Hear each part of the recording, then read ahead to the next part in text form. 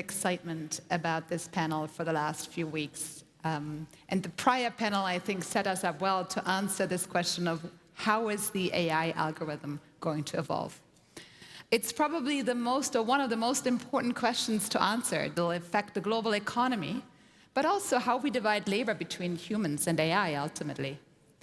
And I couldn't be more excited to share the stage with my co-panelists. Llion Jones, who co-authored the seminal paper, Attention is All You Need.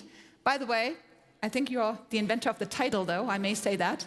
Yes. And that paper invented the transformer model that triggered this whole new wave of Gen AI that we're now experiencing. And then Raphaël Millière, who is a professor of cognitive sciences and philosophy at the University of Oxford, and who has just completed, which I think is going to be the seminal textbook on generative AI. And I think it's going to come out this year, if I'm not mistaken. Hopefully, yeah. So, and it's actually, it's going to be free to download, you just said. So don't miss that release. But given that Steffi just asked about the transformer model, and given how important it is in the evolution of AI, maybe let me start with you, Raphaël. If you could explain in 30 or 45 seconds, with the arc of history and knowing what you know about AI, just how important was the transformer model for the evolution of AI? I'll try. Okay, so I want to take you back all the way to the beginning of AI in the 1950s. This is after computers were invented. Okay, scientists looked at computers and thought, how can we get these machines to understand language and to use language so that we could do things like translating from a language to another? Now, there's a big divide between two main approaches. One of them was thinking, well, we need to handcraft certain rules in these machines. We need to take the rules of grammar, and we need to take the definitions from dictionaries, and we need to handcraft these into the machines so that they can understand language. This was inspired by some approaches in linguistics from people like Noam Chomsky. And then the other approach was saying we need to just train these machines so that they can learn automatically from a lot of data, a lot of text, how to understand and use language. That was the statistical approach. And that was also inspired by a different kind of linguistics, whose slogan was, you shall know a word by the company it keeps. So you look at how words co-occur in a large corpus of text, and that tells you how to use language. And so fast forward to today, we've learned many decades later how to finally use machines to learn from data on its own. And the transformer is the culmination of this statistical approach, winning out against the handcrafted approach. So, Llion, as the researcher who was part of this breakthrough, do you feel this is a characterization that you endorse? Yeah, I think so. So I've had a long time to sort of reflect back on what exactly the transformer moment was, and I think my opinion has changed over the years. Mm-hmm. So I have maybe a little controversial take for you. Okay.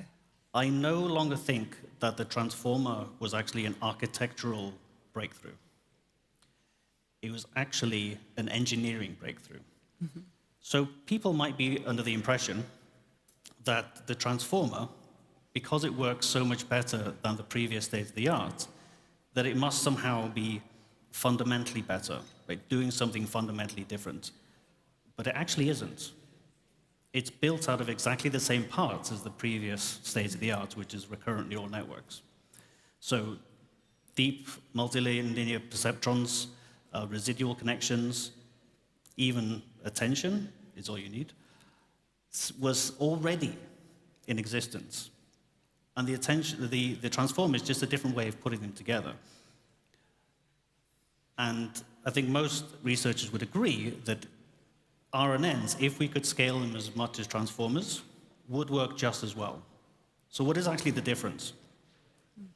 Well, the breakthrough was actually looking at the hardware that we had at the time and thinking, okay, how can we push data through this as quickly as possible? And so the main difference between an RNN and a transformer is the fact that you can process all of the words at the same time. And if you're training on batches of, say, 1,000 words, which is fairly normal, that represents a 1,000-fold increase in processing speed, because you can do it all in parallel. And that is what I think makes transformers so successful, It's the fact that that's what allowed us to actually take what was the real breakthrough, which was moving to deep learning, and then really start scaling them. So an engineering feat more than an architectural feat. Yeah, it was, we literally looked at the fact that we had TPUs were starting to be made and thought, how can we push data through this as quickly as possible? So you knew what the hardware was capable of and said, how can we design the algorithm to meet what the hardware offered? Yeah, these things were able to do massive matrix multiplications, and we're like, okay, how do we make those matrix multiplications as big as possible? So maybe let's move on, and now reflecting back, as powerful as the transformer model is, there's still some gaps when we compare it to human intelligence. Maybe both of you share with us where the transformer model is still lacking human intelligence capabilities. And maybe, since you're the co-inventor of the transformer, I feel like I need to start with you first to critique what we still have to invent beyond the transformer. I think I'm going to let Raphaël start, because what I want to talk about builds on top of what he wants to talk about, the pelican. Sounds great. Okay, so here's an illustration from that book you mentioned of this phenomenon. Basically, you hear sometimes people saying, all language models do is memorization. Now, that is factually incorrect. Language models actually do more than just memorizing the training data and regurgitating it.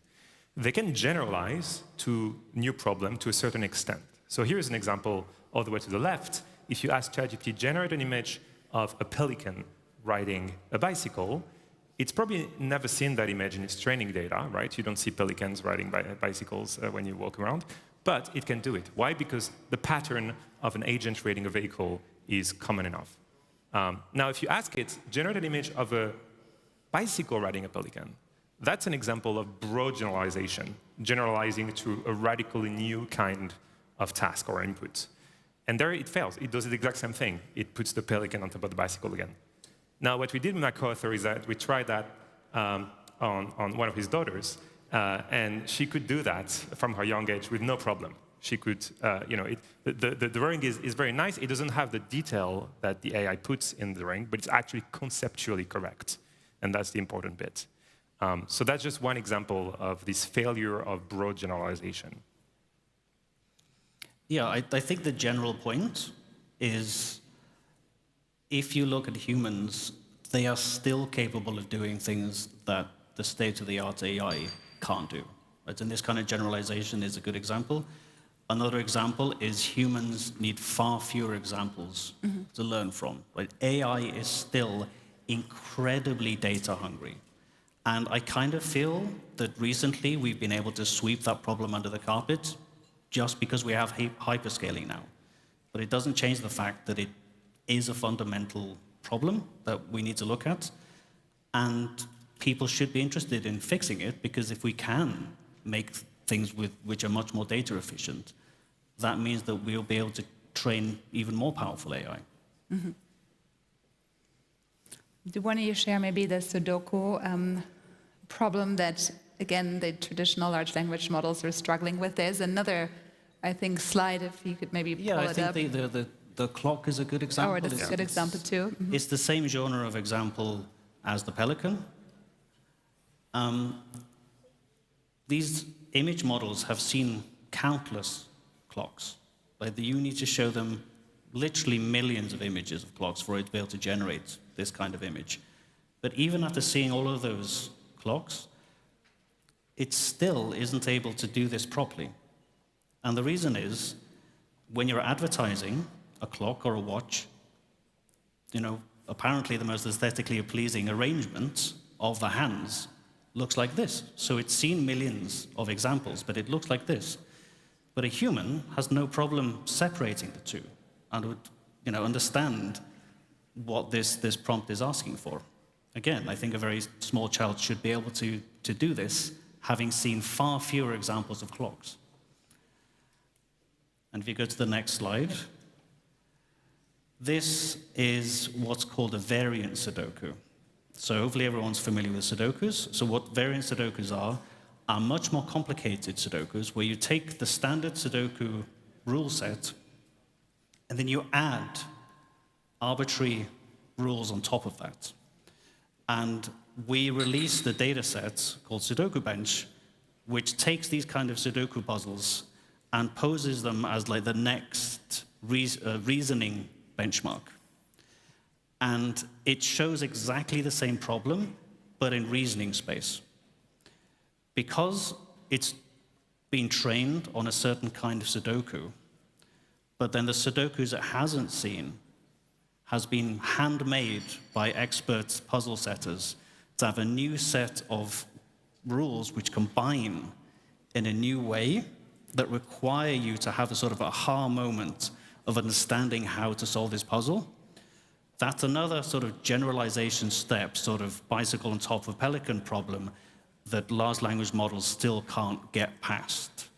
So this benchmark has been out for quite a while now, and still the absolute state-of-the-art large language models really struggle to get anywhere near a high score on this benchmark. So I think that any progress on this kind of problem, the bicycle on the pelican, or being able to solve puzzles that it hasn't seen before, or rules that it hasn't seen before, would represent a significant step forward in AI research. So how do we close that gap between what AI can do right now with the transformer model and what we think it may be able to do in the future, which is more similar to human intelligence? The approach that we're taking at Sakana, at least, is twofold. First of all, we take inspiration from nature. Okay, so it's clearly that the brain is able to do things that current AI cannot. So perhaps if we look to the brain for inspiration for things that it's doing that the current models aren't, then maybe we can make progress like that. But I think the much more interesting answer to that question is, I don't know, and that's okay. We subscribe to a philosophy from a book called Why Greatness Cannot Be Planned. And this is a philosophy that we really take to heart at the company. And the idea is to really make progress, to really find the interesting things, you have to not have a goal. You have to just go out there and play and explore. So, most of our resources are, to be fair, on exploiting the current technology and building that out and researching that. But as the book recommends, you have to have a part of your company that doesn't have a plan, isn't trying to find something specific. You just put a lot of smart people in a room and say, okay, research what you think is interesting and important, and then that's where the interesting stuff really happens. Mm-hmm.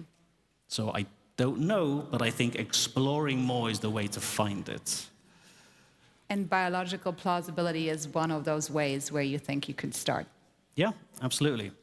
And I think it's important to make a distinction here between biological plausibility and just being inspired by nature. Mm-hmm. Because we released something called the continuous thought machine, which I wouldn't say is particularly biologically plausible, but it was definitely inspired by the fact that there's synchronization in the brain, and we don't really see that in standard neural networks. And we added that in, and we saw a lot of very interesting examples coming out of that. And, I also think that looking to things like cognitive science is also a very rich way of coming up with interesting directions to go in. Raphaël, any thoughts on the cognitive sciences part of where would it look for inspiration to solve some of these challenges? Yeah, well, I think as Llion said, there are some engineering breakthroughs that are inspired by nature and others that aren't. So a good example is we didn't build drones by looking at bird anatomy, right? But the inventor of Velcro in the 1940s was a Swiss scientist who looked at an alpine plant and mimicked the mechanism that we see on that plant. So some breakthroughs, some engineering inventions are motivated by looking to nature. And the key question really is, what will get us to artificial intelligence? Do we need to look to natural intelligence, or can we build it in a completely different way?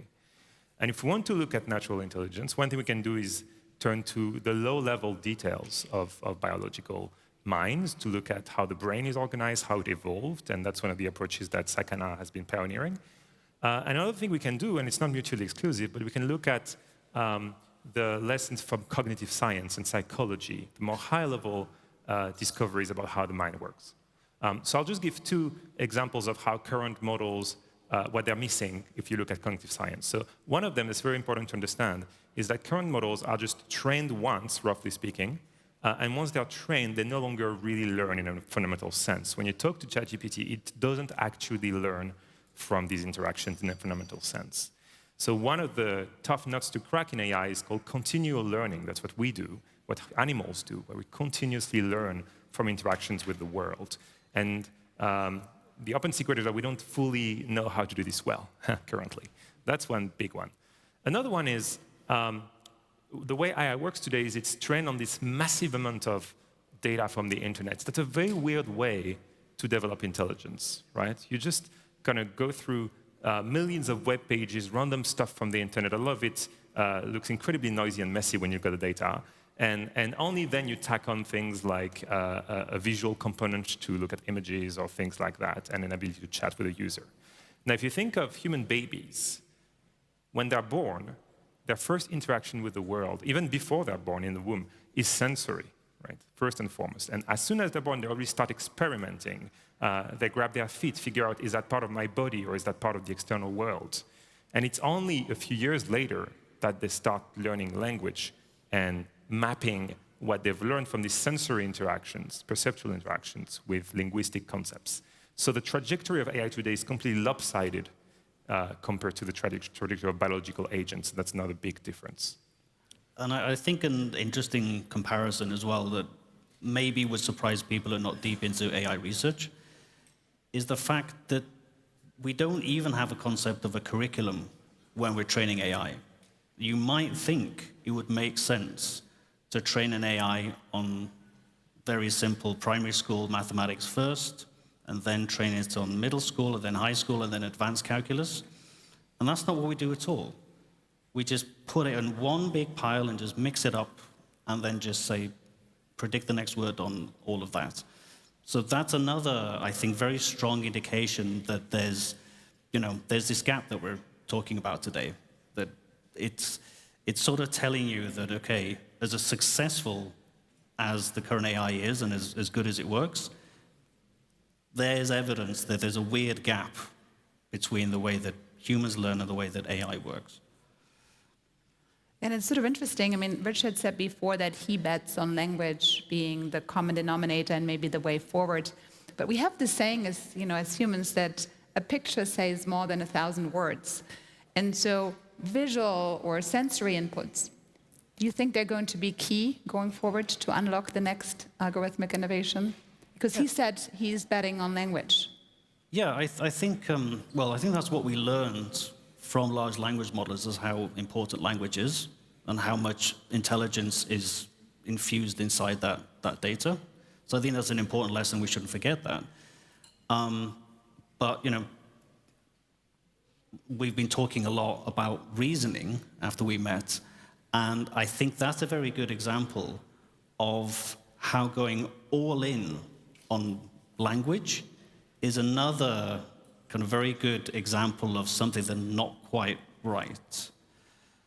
So I think you explain it better. So do you want to explain how large language models reason? Well, so today, if you use GPT 5.2, for example, right, you can see it thinking, right? And you can be, oh, it's actually thinking for like 10 minutes.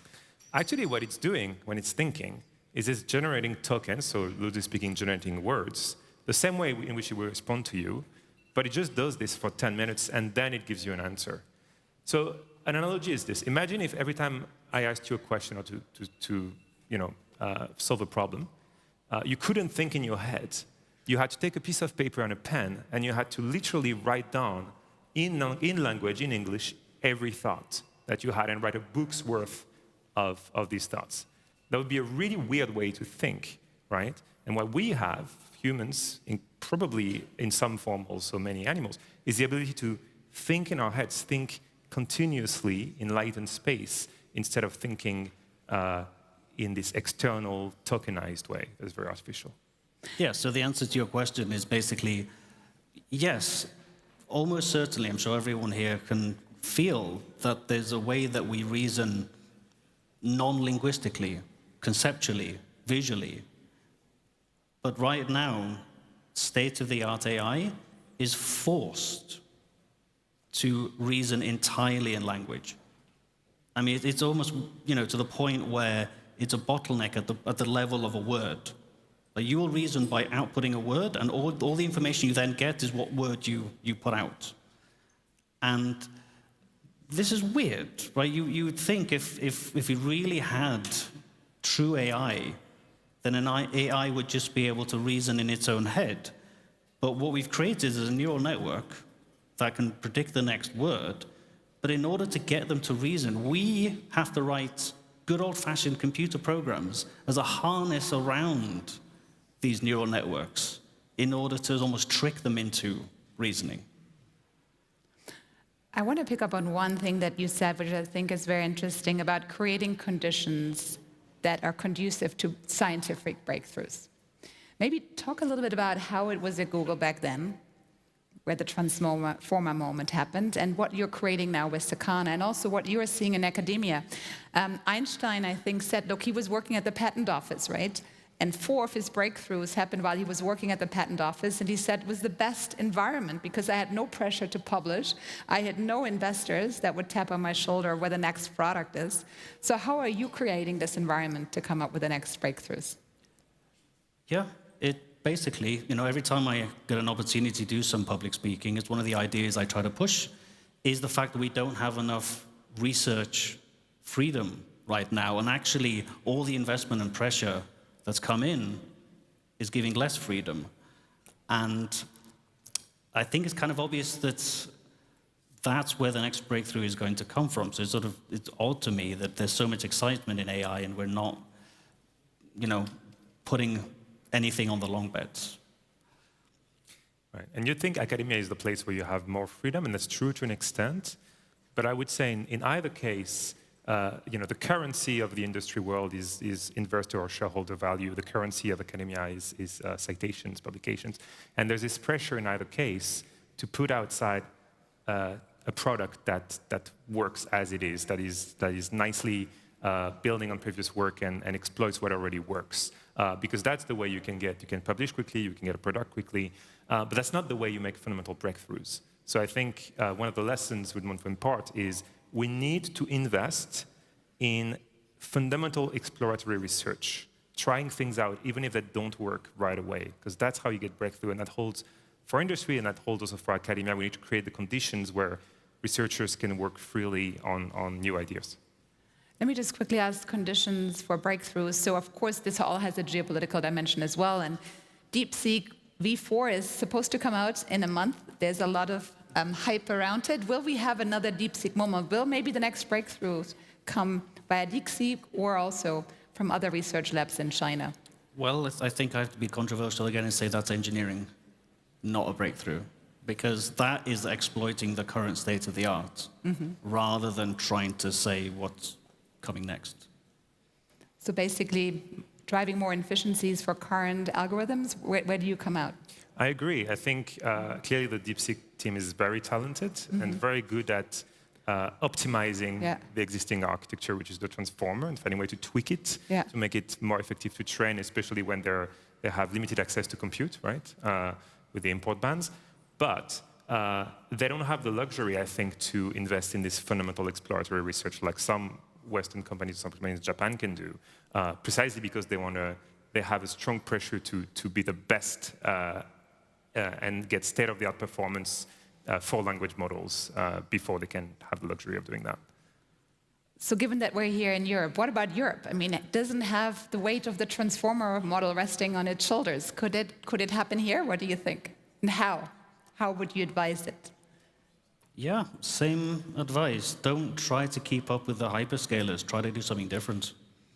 It's a longer bet, but if it works, you win. I agree.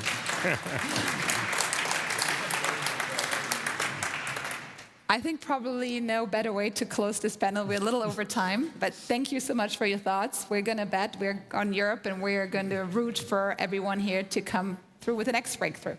And you both too. Thank you for the time.